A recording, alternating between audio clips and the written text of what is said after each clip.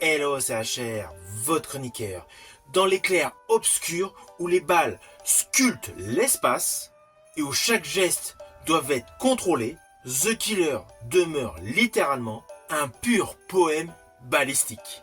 Signé John Woo.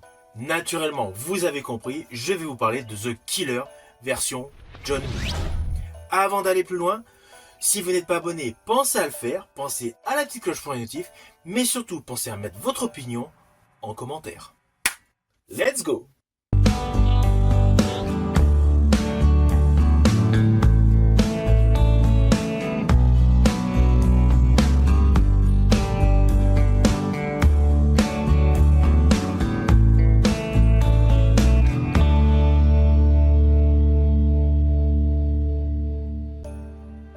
Alors pourquoi j'ai décidé de vous parler de ce film The Killer de John Woo?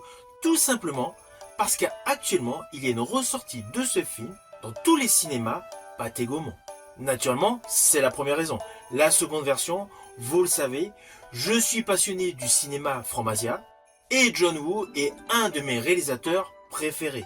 Alors parmi sa filmographie, mon préféré dans le registre Polar Action est À toute épreuve porté par Cho Yun-fat. D'ailleurs, j'ai prévu de vous faire prochainement une vidéo sur ce film. Tout comme un autre chef-d'œuvre dans un autre registre de ce même réalisateur, Une balle dans la tête.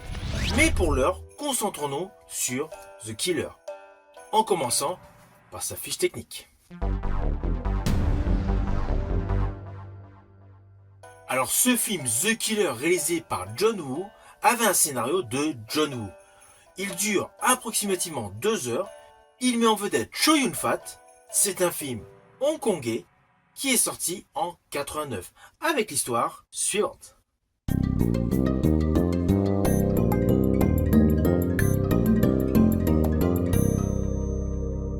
Alors naturellement, je vais vous faire de manière simplifiée.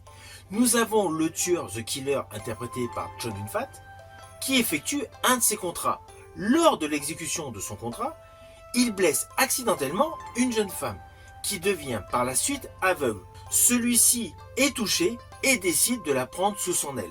Naturellement, leur relation évolue et il tombe amoureux de la jeune femme. Mais avec un souci de taille, les commanditaires du premier contrat veulent tout simplement qu'il la supprime. Alors, ne vous inquiétez pas, je n'irai pas plus loin sur les lignes scénaristiques, surtout si vous ne le connaissez pas. Mais sachez que ce film est selon moi un très bon film. La récente relecture par John Woo de ce film avec en rôle titre Omar Sy est selon moi une grosse déception. La nouvelle version n'atteint absolument pas la beauté, la cohérence du film initial. Alors oui, John Woo reste un maître du cinéma d'action, mais son remake a totalement perdu ce qui rendait tout simplement ce film sublime et original. Dans ce film, il y avait une gravité morale, du romantisme tragique, et une réelle virtuosité graphique. Alors oui, il est difficile aujourd'hui de réaliser comment en 1989, ce film The Killer de John Woo a généré tout un style, toute une vague de films. Il y avait certes des films d'action made in Hong Kong avant celui-ci, mais The Killer en 89 a imposé un style différent, de la fluidité, de la chorégraphie, je rajouterais même un côté spirituel. Alors oui, le réalisateur John Woo a travaillé dans le domaine de la danse, ce qui apporte un effet de style important à toutes ses réalisations. Car on va pas se mentir, John Woo, dans le cinéma made in Hong Kong, il a donné de véritables lettres de noblesse tout simplement au gunfight. En faisant quoi? En les transformant en ballets. Mais outre le côté séquence d'action extrêmement spectaculaire, le film est sombre. Il y a une tristesse profonde. Une méditation tout simplement sur la loyauté, l'honneur et la fatalité. Lorsque l'on parle de films de John Woo, on parle souvent de Heroic Bloodshed, un sous-genre cinématographique où John Woo est devenu l'empereur. Car dans The Killer, ce concept atteint presque un côté métaphysique. Le sang versé n'est jamais gratuit, tout est justifié, il y a la notion de sacrifice, de renoncement et d'amitié impossible. C'est un genre cinématographique où l'émotion précède toujours l'action. Dans le cinéma de John Woo, il faut comprendre une chose essentielle, la violence n'est jamais l'objectif. L'objectif, c'est l'émotion. La violence et l'action ne sont que des embûches pour arriver à l'émotion.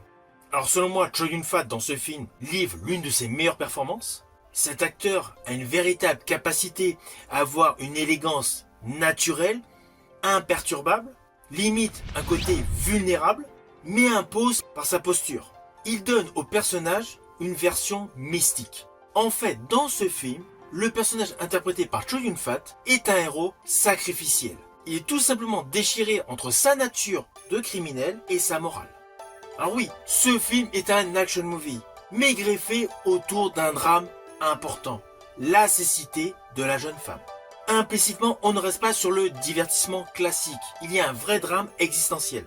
Ce n'est pas un prétexte narratif, mais une blessure symbolique. Point moral, que le tueur porte.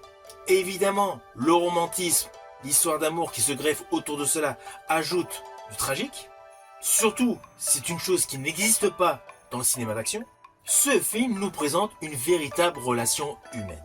Alors, sincèrement, je trouve cela judicieux que ce film se retrouve au cinéma aujourd'hui.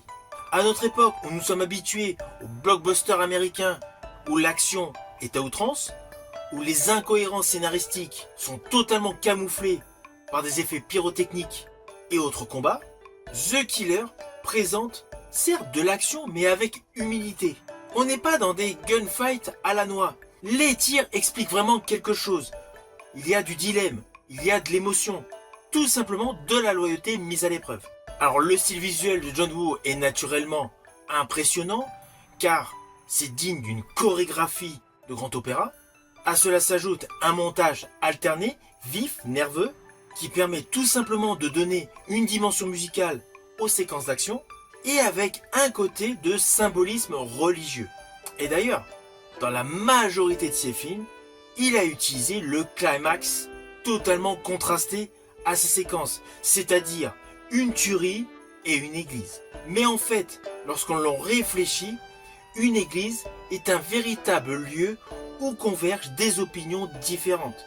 Par rapport à la filmographie de John Woo, il faut essentiellement penser à la posture des gens qui prient et des gens qui viennent se confesser, se faire pardonner des péchés. Implicitement, dans sa filmographie, John Woo a voulu mélanger ces deux états de choses. Le côté brutal, le côté vil et le côté respectueux, le monde de la repentance. Lorsque vous aurez vu ce film, The Killer, pour ceux qui ne le connaissent pas, vous allez comprendre la référence qu'il y a dans pléthore de films d'action avec les vitraux, le sang et les colombes. Et d'ailleurs, ce n'est pas pour rien que John Woo a été débauché par Hollywood pour justement effectuer une belle carrière aux USA. Alors, sur le fond, il a fait de bons films aux USA. Face Off, alias Volte-Face, avec Nicolas Cage et John Travolta, fait partie de mes films préférés. Un autre film qui peut être critiqué, mais que moi j'ai apprécié, c'était Chasse à l'homme avec Jean-Claude Van Damme. Il y a certes un côté frime, mais les plans séquences, les scènes, les ralentis sont extrêmement bien réalisés. Mais en dehors de ces films que je viens de vous citer, et de Broken Arrow également, j'ai été déçu par pas mal de films qu'il a effectués à Hollywood. Je pense à Blackjack avec Dolph Lundgren et à Wind Talker avec Nicolas Cage. Je préfère largement The Killer avec Chow Yun-fat, À toute épreuve avec Chow Yun-fat et le très beau film Une balle dans la tête. Dans ces films Made in Hong Kong, John Woo avait toujours l'habitude de mélanger pleinement l'action et l'émotion. Au fil des années à Hollywood, il a laissé petit à petit diminuer l'émotion pour augmenter l'action. Ce fut le cas justement pour son remake du film The Killer avec Omar Sy. C'est blindé d'action, l'émotion, le romantisme, le tragique en est largement diminué. Alors au final, naturellement, c'est un film que je vous invite à voir ou revoir. Il est disponible en support physique via Blu-ray et DVD, mais vous avez de la chance, actuellement donc, il est au cinéma. C'est un film à voir. Ce n'est pas uniquement un classique du genre, c'est un véritable action movie qui s'allie avec un poème tragique. Ce film est un véritable manifeste esthétique, une déclaration d'amour à l'honneur, à l'amitié et à la rédemption. C'est un film totalement incontournable. Je vous dis à bientôt pour une prochaine vidéo.